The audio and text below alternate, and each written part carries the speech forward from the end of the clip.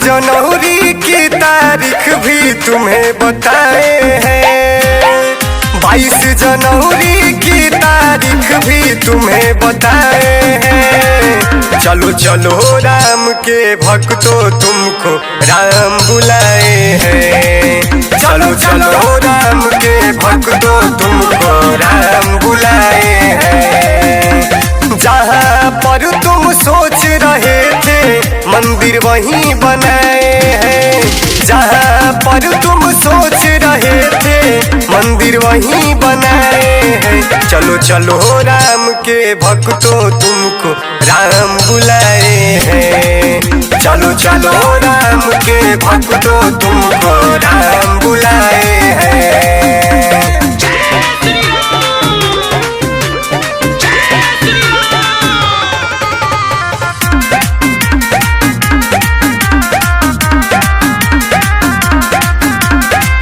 सौभाग्य हमारा राम लला के दर्शन पाएंगे। स्वागत में हम उनके अपने घर घर दीप जलाएंगे। घर घर दीप जलाएंगे।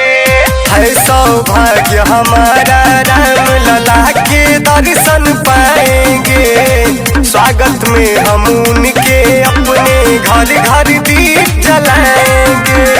हो गया आगमन राम सिया का राह में फूल बिछाए हैं। हो गया आगमन राम सिया का राह में फूल बिछाए हैं। चलो चलो राम के भक्तों तुमको राम बुलाए हैं। चलो चलो राम के भक्तों तुमको राम बुलाए हैं।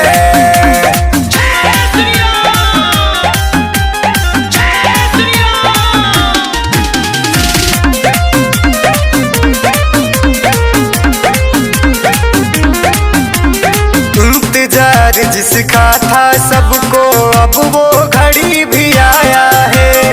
झूम रही है धरती अंबर राम नाम बस छाया है। राम नाम बस छाया है। इंतजार जिसका था सबको अब वो घड़ी भी आया है।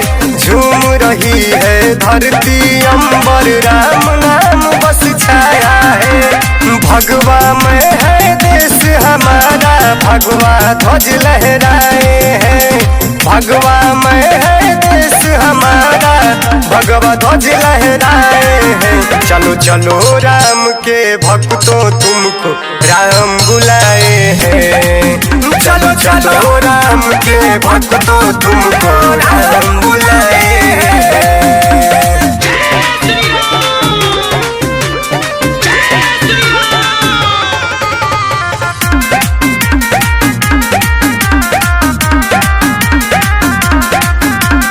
सजी अयोध्या राम लला की दर्शन करने जाएंगे। राम लला के चरणों में अपने हम शीश झुकाएंगे। अपने हम शीश झुकाएंगे।